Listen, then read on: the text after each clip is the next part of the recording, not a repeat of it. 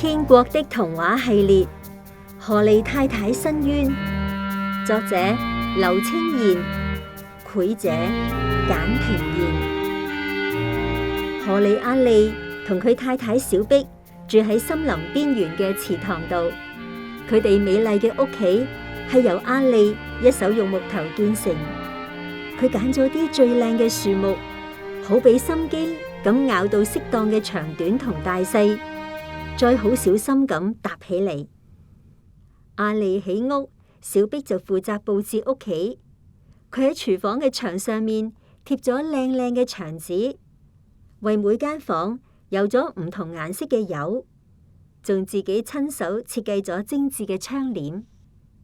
荷莉先生同太太一齊幫自己打造咗一間優美、溫馨又舒服嘅屋。但係有一日，悲劇發生咗。荷莉阿莉修理屋頂嗰陣，唔小心跌咗落嚟。小碧雖然即刻搵醫生嚟醫佢，不過可憐嘅阿莉始終救唔返。第二日，森林嘅朋友都聚集喺荷莉太太嘅屋企。大紅爵士代表大家講咗幾句悼念荷莉嘅說話。只要係識得阿莉嘅，冇人唔中意佢。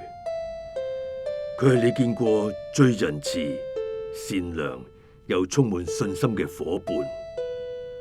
佢幫我做嘢咁多年，唔單止對我非常忠心，而且又認真又負責任，從來冇犯過錯。我哋都會好懷念佢。等所有朋友都返咗去之後，小碧坐喺張凳度睇返佢同阿莉嘅相。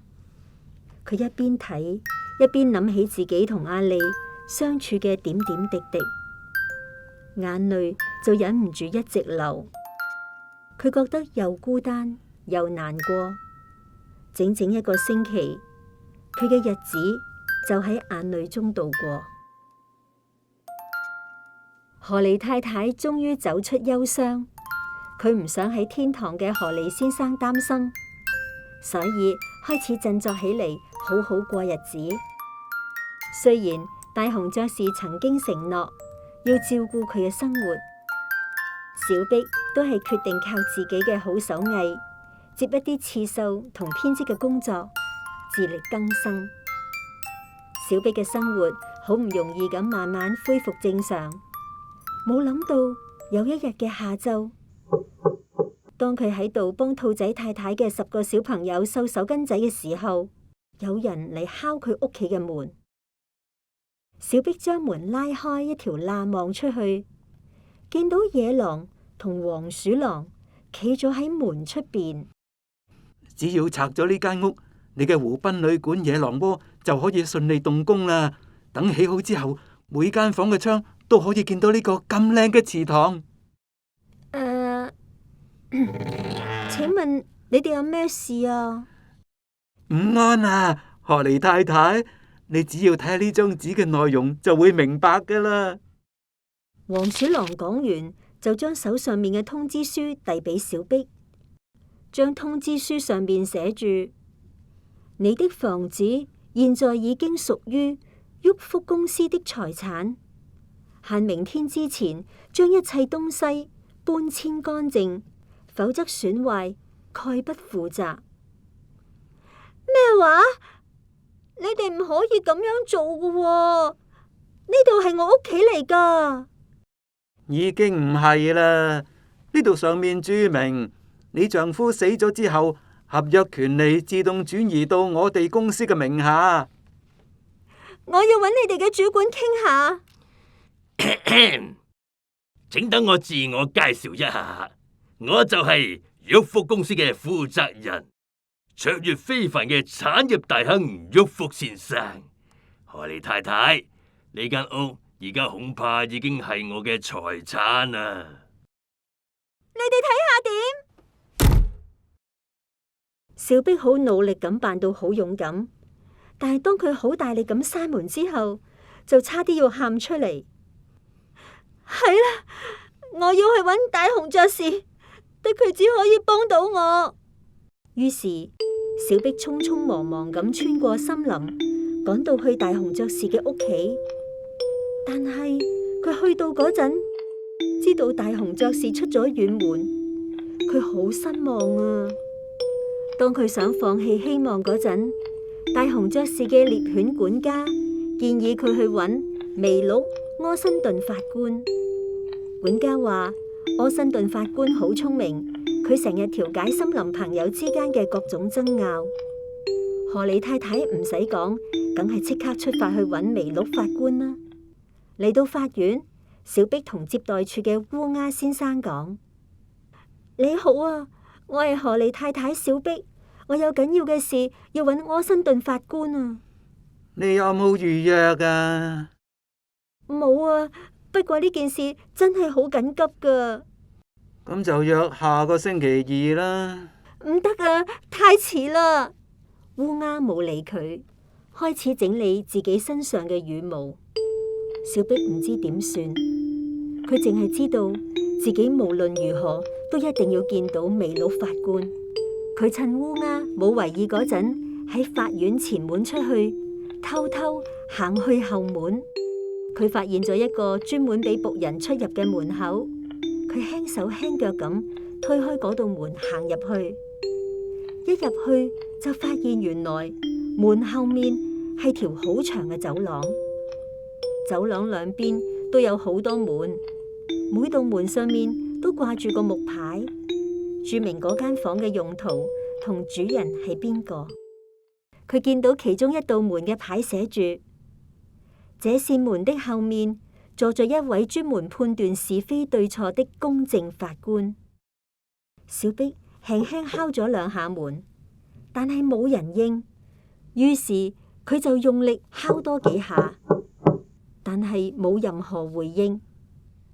就喺呢個時候，佢發現門上面有排玻璃窗，如果有把梯就好啦。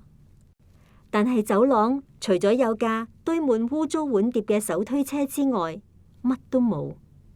佢將手推車上嘅碗碟搬開，將車推到嗰道門前面，好小心咁爬上架車度，盡量用條尾保持平衡，喺門上面嘅玻璃窗度望入去。佢見到着住西裝嘅麋鹿法官，戴住副圓碌碌嘅眼鏡，坐喺張大椅度，雙腳就咁晾喺張書台上面。荷莉太太趷起腳尖，擘大眼睇清楚，佢發現嗰個麋鹿法官柯辛頓竟然喺返工時間瞌眼瞓。突然，小碧腳下面嘅手推車喐咗一下，佢即刻失去平衡，手推車碌走咗。佢唯有用全身氣力掹住窗框，等自己唔好跌落去。救命啊！小碧嘅尖叫聲嚇醒咗法官，佢跳起身，立即衝出辦公室。就喺嗰時，小碧都支持唔住，鬆咗手，啱啱好跌咗落去麋鹿法官度，將佢壓住咗喺地下。麋鹿法官推開小碧，企起身，一邊拍下衫褲，一邊好嬲咁問：哎呀，你係邊個啊？你喺度做咩啊？呢陣騷動將入口接待處嘅烏鴉、法院嘅警衛、官邸嘅僕人同埋廚師，通通都引咗過嚟。佢哋全部都圍住荷莉太太，滿面問號咁望住佢。法官大人，我係荷莉太太小碧，我有非常緊急嘅請求啊！想見我？請預約咗先，我仲有嘢要忙噶。講完，佢就轉身行返入自己嘅辦公室，好大力咁嘭一聲閂埋門。小碧坐喺法院大門嘅石級度，唔知應該點做好。正當佢心灰意冷，準備返屋企嗰陣，佢聽到身後面傳來閂門聲。佢回頭一睇，發現麋鹿法官柯辛頓都準備離開法院。小碧一路跟住佢。